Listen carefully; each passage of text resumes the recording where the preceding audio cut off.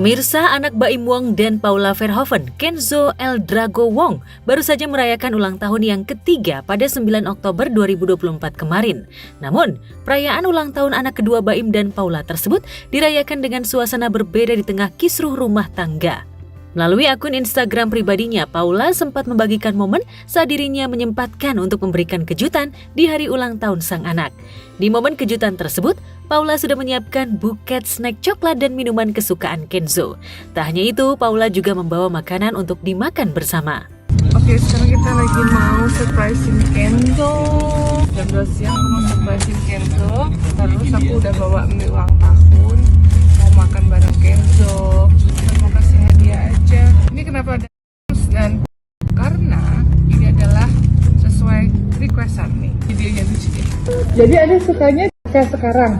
Iya, sama minum apa ya, beli kacang dulu. Jadi coklat dulu mau apa enggak? Enggak mau kacang dulu. Sama blue. Oke sayang. Udah sampai kita langsung lagi sampai piano. Nama Kenzo bener. Kenzo. Gemes ternyata kayak gini bisa kita bisa pilih isinya apa aja.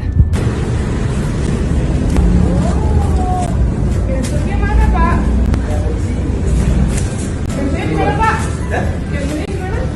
Tadi juga lagi keluar, nanti dari pagi. Namun miris, niat hati Paula memberikan kejutan untuk anaknya bertepuk sebelah tangan dan belum berhasil. Lantaran saat Paula datang ke kantor Baim, anak bungsunya tak berada di tempat. Setibanya di kantor Baim, Paula hanya menemukan hiasan ulang tahun tanpa ada Kenzo di sana. Hanya ada satu orang di kantor, namun tidak mengetahui keberadaan Baim dan anak-anak.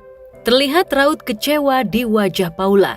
Terlebih, Paula melihat dekorasi ruangan di kantor Baim seperti sudah menyiapkan pesta ulang tahun untuk Kenzo tanpa diketahui Paula. Dalam videonya, Paula juga sempat membubuhi caption, "Enjo, mamanya kelupaan diundang ya?" Namun menutupi kekecewaannya, Paula menambahkan emoji tersenyum dalam captionnya. Keluar, nanti dari pagi. Dari pagi kemana? Nggak tahu deh. Ini jam berapa acaranya Pak? Juga nggak tahu sih. Ini anaknya nggak ada ya? Anaknya nggak ada? Oh, dari pagi. Ya, karena tidak bertemu dengan Kenzo, menahan kecewa dan sedihnya, Paula akhirnya meletakkan buket hadiah yang dibawanya di salah satu meja di sudut kantor. Dalam buket hadiah tersebut juga tertulis pesan menyentuh untuk Kenzo. Dalam suratnya, Paula seolah menyeratkan agar anaknya tetap merasakan kalau orang tuanya tetap utuh menyayanginya. Happy birthday Kenzo, sehat-sehat, mama, papa berdoa agar Kenzo selalu menjadi anak yang soleh. Love always, mama, papa. Kita kasih di sini dulu. Bismillah.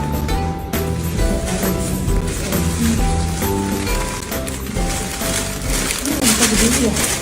Ini ya nanti aja kita kasih tuh. Kalau di sini nggak kelihatan kasihnya. Oh, aku tahu di mana. Ini ke papa. Nanti mama datang lagi, Kenzo. Kenzo pergi. Mama nggak tahu kemana dia. Yuk, nanti kita bawa dulu ya. Mau makan ini sama Kenzo. Jadi nggak tahu jam berapa ya acaranya Pak. tahu, iya. Tadi pergi dari jam berapa Pak? Pagi. Jam berapa kan? Ya lupa saya pas nyiapin ini. Kesabaran Paula pun berbuah manis. Pada akhirnya setelah gagal bertemu siang hari, Paula datang lagi ke kantor Baim sekitar pukul 10 malam. Beruntung dua putra Paula sudah berada di kantor Baim sebelum hari ulang tahun Kenzo berakhir. Mana ya yang akan aku pilih? Dokter. Anak mama soleh cium. Namun warganet justru menyorot wajah Kiano, putra pertama Baim, yang tampak sedih ketika menghabiskan waktunya bersama Paula. Lagu Bunda Melly Goeslaw yang ditambahkan Paula dalam videonya membuat suasana sedih semakin terasa.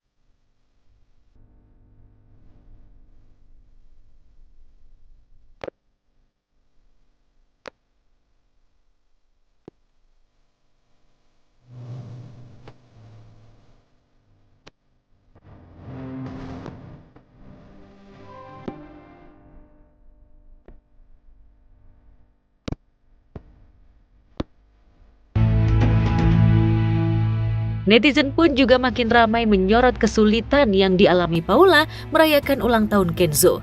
Netizen berspekulasi Baim Wong seolah menghalang-halangi pertemuan ibu dan anaknya. Tak hanya itu, surat yang ditulis Paula untuk Kenzo juga menyorot perhatian warganet. Sejumlah warganet mengomentari soal Paula yang masih menghargai Baim di tengah kisruh rumah tangganya. Bahkan di kartu ucapannya, Paula masih tetap membubuhkan atas nama Mama dan Papa. Sementara itu di hari ulang tahun Kenzo, Baim justru membagikan momen bahagia film yang disutradarainya mendapatkan 1,5 juta penonton.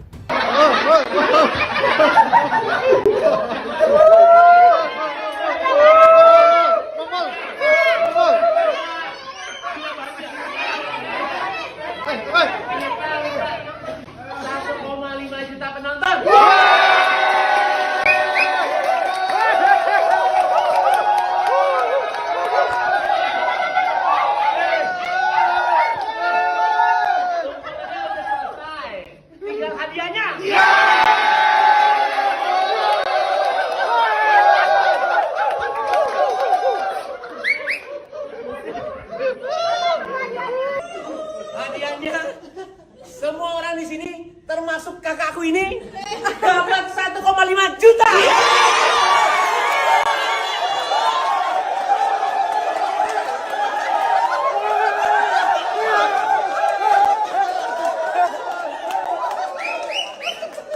Mantap, bener ya? Bener ya?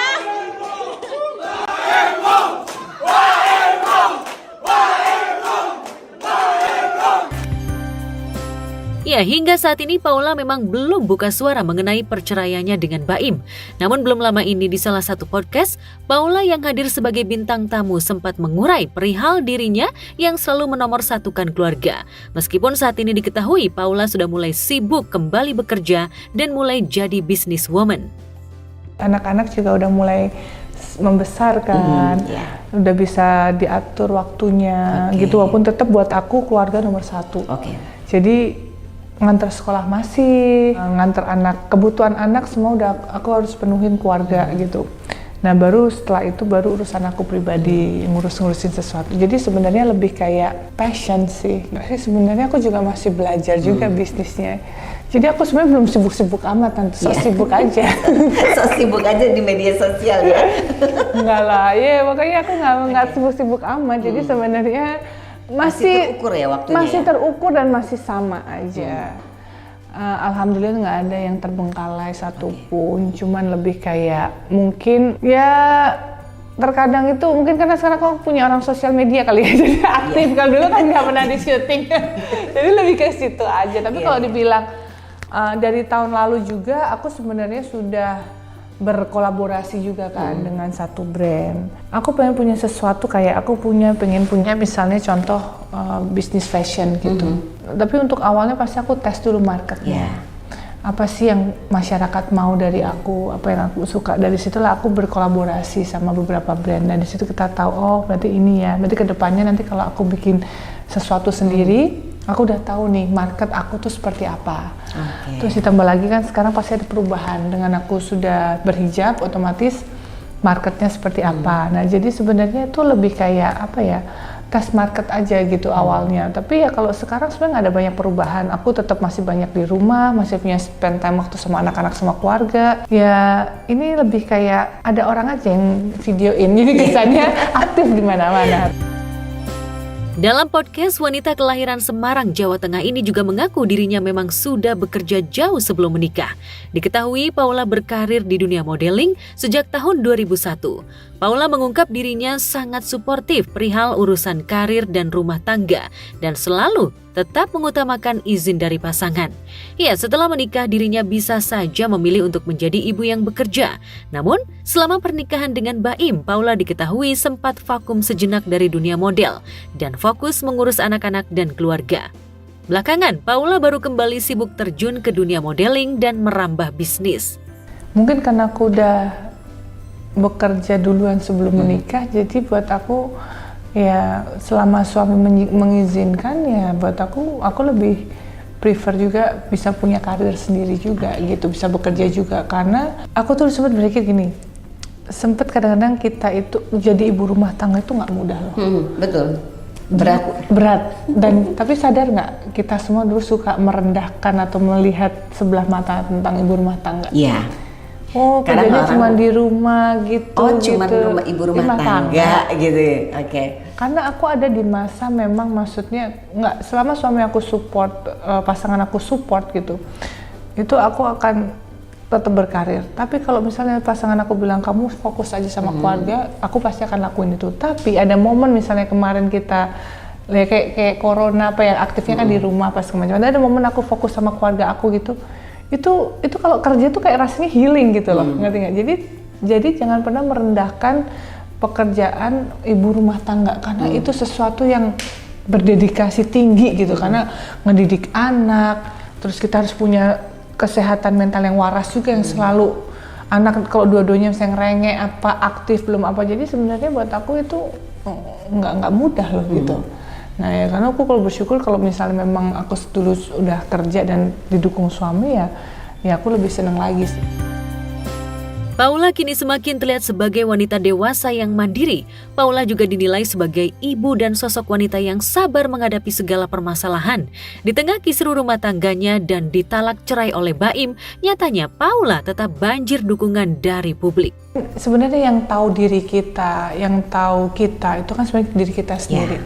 Maksudnya rumah tangga kita, dan saya yakin sih setiap rumah tangga tuh pasti ada masalah. Pinter-pinter kita menanggapi itu sih. Makanya kenapa balik lagi ya, kalau aku balik lagi ke Allah ya. Jadi maksudnya dalam arti kita minta bimbingan Allah aja gitu. Jadi pertama memang nggak mudah karena aku juga merasakan sendiri. Jadi pertama itu terkadang kita harus selalu bersyukur apa yang udah kita punya gitu. Begitu misalnya masalah datang misalnya gitu, kayak misalnya tiba-tiba suaminya meninggal atau apa, ya udah mungkin nextnya kita harus gimana ya. Bener ya, kita sebagai manusia tuh punya jiwa survival mode gitu. Apapun kondisinya, aku yakin perempuan itu kuat dan dia bisa ngelewatin itu semua. Aku mungkin selain bersyukur dan survival mode itu, kita juga selalu harus minta pertolongan Allah gitu, entah ditunjukin seperti apa. Karena aku yakin semua apapun masalahnya itu pasti sudah Allah kasih, itu pasti kita bisa ngelewatin itu.